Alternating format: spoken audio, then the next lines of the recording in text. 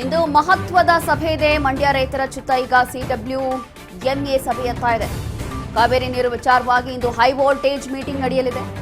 ಬಹಳ ಕುತೂಹಲಕ್ಕೆ ಕಾರಣ ಆಗ್ತಾ ಇದೆ ಈಗ ಕಾವೇರಿ ನೀರು ನಿರ್ವಹಣಾ ಮಂಡಳಿ ಸಭೆ. ತಮಿಳುನಾಡಿಗೆ ನೀರು ಬಿಡುಗಡೆ ಬಗ್ಗೆ ಸಭೆಯಲ್ಲಿ ಇವತ್ತು ನಿರ್ಧಾರ ಆಗುವಂತ ಎಲ್ಲಾ ಸಾಧ್ಯತೆಗಳಿದೆ. ದೆಹಲಿಯಲ್ಲಿ ನಡೆಯಲಿರುವಂತಹ ಕಾವೇರಿ ನೀರು ನಿರ್ವಹಣಾ ಮಂಡಳಿ ಸಭೆ ಇದು. ಸಭೆಯ ಬಳಿಕ ನಾಲೆಗಳಿಗೆ ನೀರು ಬಿಡುವ ಬಗ್ಗೆ ತೀರ್ಮಾನ ಅಂತ ಈಗಾಗಲೇ ಸಿಎಂ ಕೂಡ ಮಾಹಿತಿಯನ್ನ ಕೊಟ್ಟಿದ್ರು. ಅದರಂತೆ ಇವತ್ತು ಮಹತ್ವದ ಸಭೆ ಇದೆ. ರೈತರ ಆಕ್ರೋಶದ ನಡುವೆಯೂ ಕೂಡ ಸಭೆ ನಿರ್ಣಯಕ್ಕೆ ಕಾಯ್ತಿದ್ದಾರೆ. ಈಗ ರಾಜ್ಯ ಸರ್ಕಾರ ಕೂಡ ಈಗ ಸಭೆಯಲ್ಲಿ ಏನಾಗುತ್ತೆ ಅಂತ ಹೇಳಿ ಕಾಯ್ತಾ ಇರುವಂಥದ್ದು. ಕೂಡಲೇ ನಾಲೆಗೆ ನೀರನ್ನ ಹರಿಸಬೇಕು, ಜೊತೆಗೆ ಬೆಳೆ ರಕ್ಷಣೆಗೆ ಆಗ್ರಹ ಮಾಡ್ತಾ ಇರುವಂತಹ ಅನ್ನದಾತರು. ಈ ವಿಚಾರದಲ್ಲಿ ಬಹಳಷ್ಟು ಗೊಂದಲ ಇತ್ತು. ಹಾಗಾಗಿ ಇವತ್ತು ಹೈ ವೋಲ್ಟೇಜ್ ಸಭೆ ಇದೆ. ಅದಾದ ನಂತರ ತೀರ್ಮಾನ ಆಗಲಿದೆ. ಈ ಒಂದು ಸಭೆಯಲ್ಲಿ ತಮಿಳುನಾಡಿಗೆ ನೀರು ಹರಿಸುವಂತೆ ಆದೇಶವಾದರೆ ಹೋರಾಟ ನಾವು ತೀವ್ರವಾಗಿ ಮಾಡ್ತೀವಿ ಅಂತ ಹೇಳಿ ರೈತರು ಈಗಾಗಲೇ ಎಚ್ಚರಿಕೆಯನ್ನ ಕೊಟ್ಟಿದ್ರು. ಕಾವೇರಿ ಕೊಳ್ಳದ ಡ್ಯಾಂಗಳ ವಸ್ತುಸ್ಥಿತಿ ಆಧರಿಸಿ ತೀರ್ಪು ನೀಡುವಂತೆ ಆಗ್ರಹ ಕೂಡ ಮಾಡಲಾಗ್ತಾ ಇದೆ. ಹಾಗಾಗಿ ಬಹಳ ವರ್ಷಗಳಿಂದ ನಡೀತಾ ಇರುವಂತಹ ಈ ಒಂದು ವಿಚಾರದಲ್ಲಿ ಇವತ್ತು ಮಹತ್ವದ ಸಭೆ ಇದೆ. ಕಾವೇರಿ ನೀರಿನ ವಿಚಾರದಲ್ಲೂ ಕೂಡ ಏನಾಗುತ್ತೆ ಅಂತ ಹೇಳಿ ಗೊತ್ತಿಲ್ಲ. ತಮಿಳುನಾಡಿಗೆ ನೀರು ಬಿಡ್ತಾರಾ ಅಥವಾ ಇಲ್ವಾ ಅದೂ ಗೊತ್ತಿಲ್ಲ.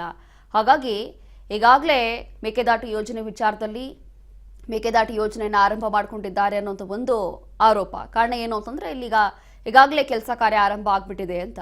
ಮತ್ತೊಂದು ಕಡೆ ಇಲ್ಲಿ ರೈತರು ಈ ರೀತಿ ಏನಾದರೂ ಆದ್ರೆ ಇವತ್ತು ಸಭೆಯಲ್ಲಿ ತಮಿಳುನಾಡಿಗೂ ಕೂಡ ಅಥವಾ ಆ ಒಂದು ನಾಲೆಗಳಿಗೆ ನೀರು ಹರಿಸುವಂತೆ ಏನಾದರೂ ತೀರ್ಮಾನ ಆದರೆ ಮುಂದಿನ ದಿನಗಳಲ್ಲಿ ದೊಡ್ಡ ಮಟ್ಟದಲ್ಲಿ ಹೋರಾಟ ಮಾಡ್ತೀವಿ ಅಂತ ಹೇಳಿ ಎಚ್ಚರಿಕೆ ಕೂಡ ಕೊಟ್ಟಿದ್ದಾರೆ.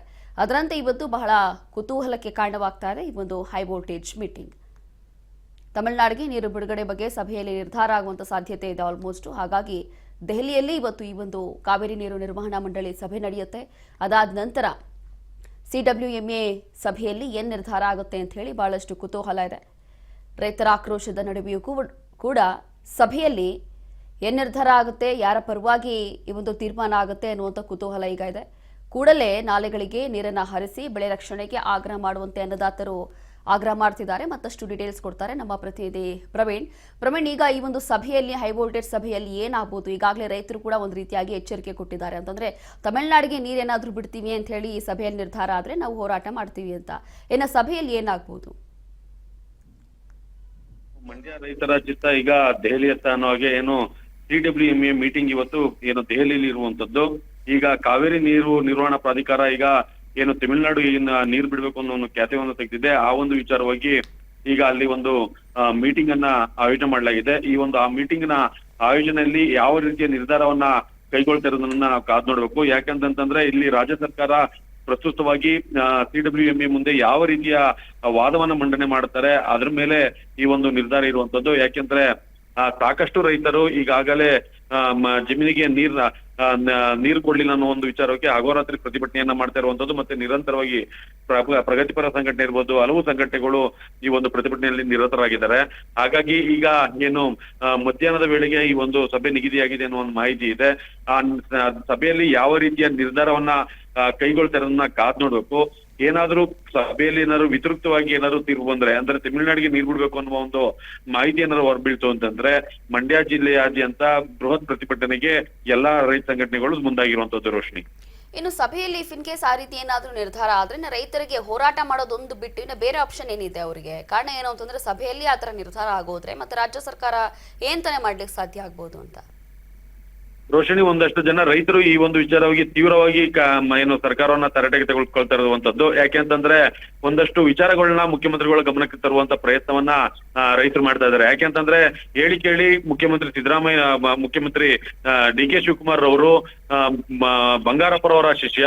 ಯಾಕೆಂದ್ರೆ ಬಂಗಾರಪ್ಪರವರು ಇದೇ ಒಂದು ಪರಿಸ್ಥಿತಿಯಲ್ಲಿ ತಮಿಳುನಾಡಿಗೆ ಯಾವುದೇ ಕಾರಣಕ್ಕೂ ನೀರನ್ನು ಬಿಡಕ್ಕಾಗಲ್ಲ ಅನ್ನೋ ಒಂದು ದೃಢ ನಿರ್ಧಾರವನ್ನ ಕೈಗೊಂಡಿದ್ರು. ಹಾಗಾಗಿ ಅವರ ಗುರುಗಳ ಮಾತನ್ನ ಪಾಲನೆ ಮಾಡ್ಬೇಕು ಅನ್ನುವ ಆಗ್ರಹವನ್ನ ಈಗ ರೈತರು ಮಾಡ್ತಾ ಇರುವಂತದ್ದು.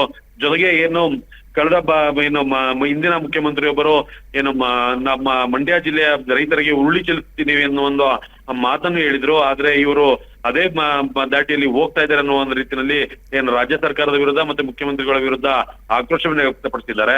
ಜೊತೆಗೆ ಏನು ಈಗ ಬಿಡದಿ ಟೌನ್ಶಿಪ್ ವಿಚಾರದಲ್ಲೂ ಕೂಡ ರೈತರನ್ನು ವಿರೋಧ ಕಟ್ಟಿಕೊಂಡು ರೈತರ ವಿರುದ್ಧ ರೈತರ ಏನು ಹೇಳನ ಮಾಡುವಂತ ಸರ್ಕಾರ ಅನ್ನುವಂತ ಒಂದು ಅಣೆಪಟ್ಟಿಯನ್ನ ಕಟ್ಕೊಂಡಿದೆ ಅಂತೇಳಿ ರೈತರು ದೂರ್ತಾ ಇರುವಂತದ್ದು. ಜೊತೆಗೆ ಈಗ ಹಳೆ ಮೈಸೂರು ಭಾಗದ ಕಾವೇರಿ ಕೊಳ್ಳದ ರೈತರಿಗೂ ಕೂಡ ಅನ್ಯಾಯ ಮಾಡ್ಲಿಕ್ಕೆ ಸರ್ಕಾರ ಮುಂದಾಗಿದೆ ಅನ್ನುವ ಒಂದು ವಿಚಾರವಾಗಿ ಅವರು ತೀವ್ರವಾಗಿ ತರಾಟೆಗೆ ತಗೊಳ್ತಾ ಇದ್ದಾರೆ Roshini. S, thank you Praveen, ನಿಮ್ಮೆಲ್ಲ ಡೀಟೇಲ್ಸ್ಗಾಗಿ.